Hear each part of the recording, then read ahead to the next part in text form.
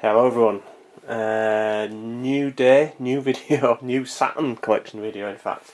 This is part 3 of a collection video of Saturn games that I've picked up over the last few years. And first, before I get into that, thanks for all the nice comments since I've come back to YouTube. It's been a while, and I do think that I'll definitely keep up publishing videos. I've got loads and loads and loads saved, but I thought I'd do the third part of this one with some kind of continuity, to be honest. It's what is it? Let's have a look. It's the 4th of January today, so I'll give you an indication of when I'm actually doing this. So yes, 2018 is going to be an interesting one. My intake of retro definitely kind of calmed down last year, but I feel like it's picking up again. A few pickups that I've already got on the way. So watch this space, and let's crack on. Let's stop the waffling and let's crack on. The first game I'm going to show you, Saturn shoot 'em up. Another one, and this again another one for completeness' sake. There we go. It's Capcom Generations 1. Now I picked this up on release on the PS1. It got a PAL release, first 4 parts, but always wanted to pick up the Japanese Saturn versions, which the straight arcade ports, to be honest. Not that much difference between the PS1 and Saturn versions. But you know, I like the Saturn versions. This has got 1942 on it, 1943 and 1943 Kai, which is slightly tweaked version of 1943. Yeah, to be honest, not a huge 1942 fan. It's all right actually. It's all right. I thought there were better shoot 'em ups at the time, but you know, it's an icon, it's a legend. 1943, definitely more my bag. Just the you know, the amount of power ups and variation between the levels. It feels more like a modern shooter, and Kai is an alternative to that's pretty cool too. But again, shouldn't cost you a fortune to pick this one up. I've got there we go. It is complete. The spine card, and I think there's quite a lot of gumph in this one as well. Quite interesting stuff about what was at the back of this. Actually, so you know, advertisements for games coming out, and there's a bit of a Capcom timeline. There's Generations 2 advertised there. I think I will pick that up at some point, just to get the Saturn versions of them, but it's quite a nice little set actually. It's got some of the original artwork in there, and yeah, there we go. One of the nice reasons why you pick up Japanese Saturn games. Wow, looks like some kind of there we go, some kind of stand there for Saturn games you can pick up. Some kind of token system or something. So yeah, welcome addition to the collection. Next game I'm going to show you is there we go, Dead or Alive Special Edition. Again, dirt cheap this one. Pretty cool 3D fighter actually. Not up there with something like Virtua Fighter or Tekken, I dare to suggest, but still a solid fighter. There's a lot of PS1 kind of one-on-one fighting games from at the time that have not fared as nicely as this one. It still looks quite pretty, and the limited edition, you get lots of nice little. There's nice little what's that? I guess it's a little art book or something like that with this set. Cardboard slipcase as well, and yeah. There's the game itself. So yeah, as I said, solid little fighter shooter. Next game I'm going to show you another shoot 'em up for the collection, and it's there we go, Sonic Wings Special. Oversized case on this one. Not the best shooter, I think, ever, to be fair. Pretty average.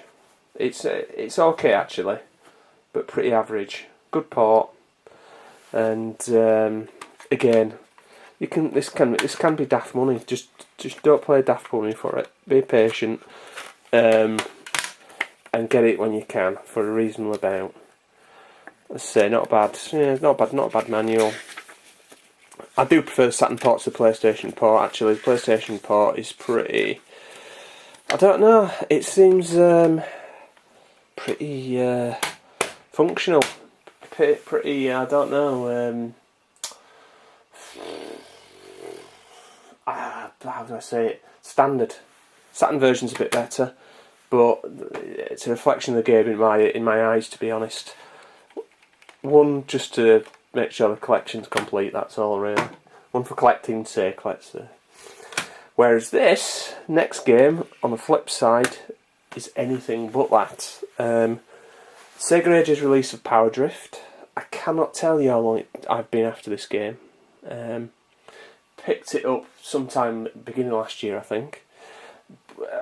I've probably been after it for maybe 10 years. At a reasonable price, which I did manage to secure it for. Maybe the definitive port of Power Drift. The PC Engine port's pretty good, but the this is pretty perfect, to be fair. So, and again, it's probably around the £50 mark. This will set you back. I picked up a little bit cheaper than that, but again, took me a long time to get this one. Case is pretty fucked. No spine card with this one, but it's just a great arcade racer. I remember this coming out at the time and being absolutely wowed by it, and it still kind of powers on at a fair old pace, to be honest. I don't know why, but I can sense the DNA of Outrun in this one. It's definitely a lot more extreme than Outrun, but I like it. I really like it. Really fast paced, really exciting racer. So well worth picking up if you're a Saturn collector.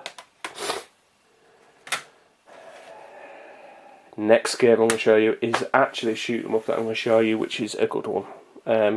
Again, I think sometimes this gets pretty average reviews, but I think that the PlayStation port is the one that people talk about a lot, which they chucked in loads and loads and loads of extras, but the main part of the game itself is pretty limited. It's not as close to the arcade version as the Saturn port, certainly, and it's unfortunately it's the game's detriment, because it feels a bit half finished, whereas the Saturn port is absolutely spot on. Really nice artwork on this one as well. I do like Shinryu. It is a good game, and spine card included on this one. Again, when I went into the collection, didn't want to play daft money.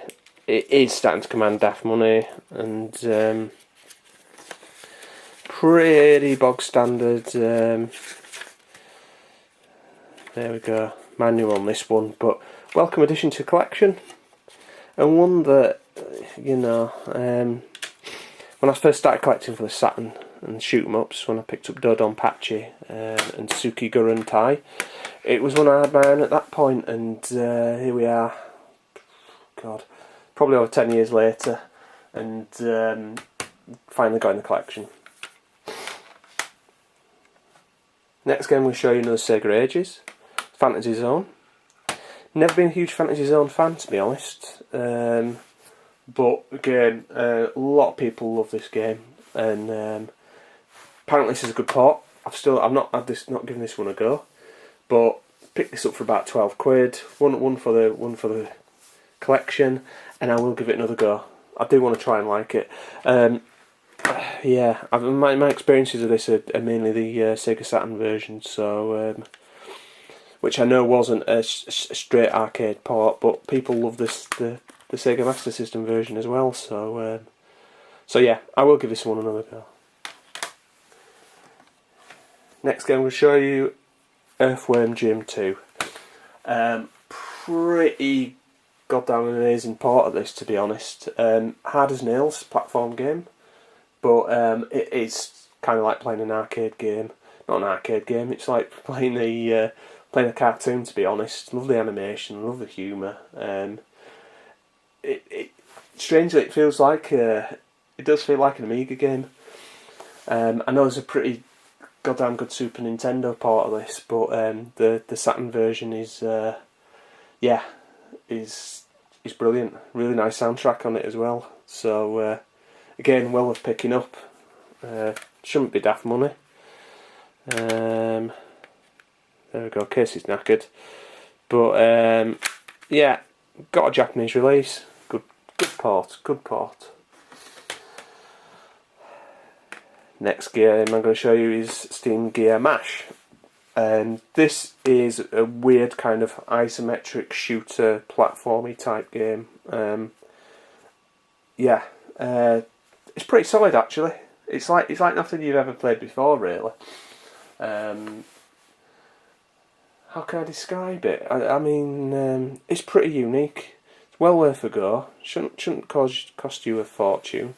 Seem to remember this has got a pretty amazing, nice spine card, nice disc. I think it's got a pretty good manual as well. I seem to think, it's quite pretty.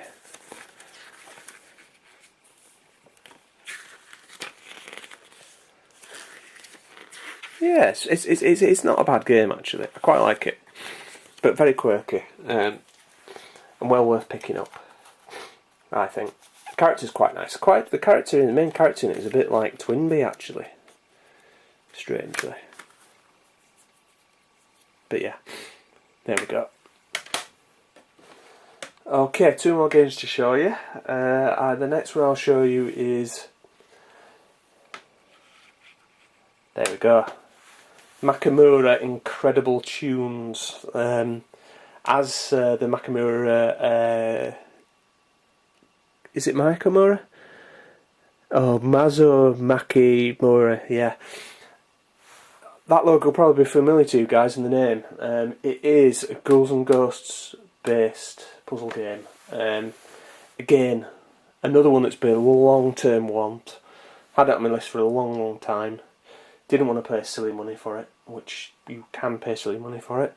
I paid about 25 quid for it, and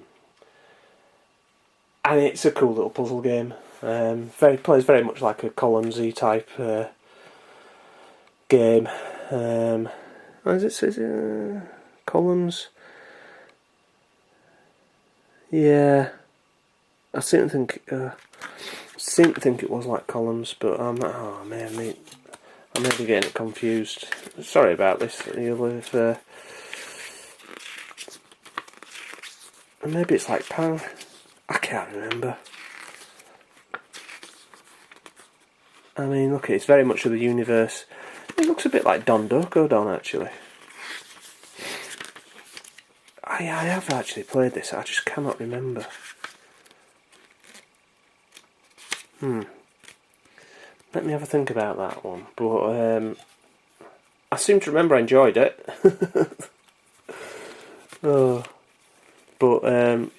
Yeah. Welcome addition to the the collection, if I could even remember what it played like. And the last game I'm going to show you is, there we go, Burning Rangers. Again, game I wanted for a long time, and prices of the PAL version were prohibitive, to be honest. Pretty unique game. I always kind of I always hoped that they'd kind of make a HD remake of this one.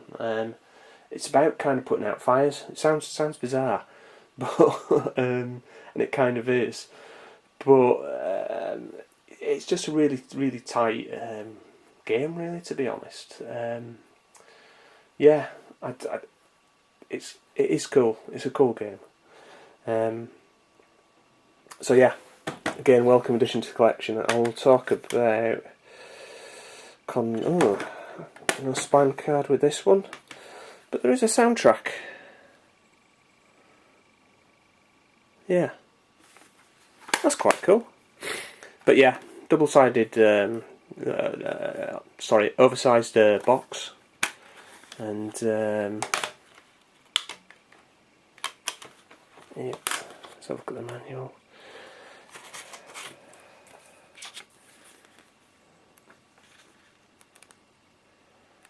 Not bad, not bad. So there we go. So that's the end of the Saturn pickups. Probably Dreamcast videos next, guys. So thanks for watching, and I'll see you in the next video.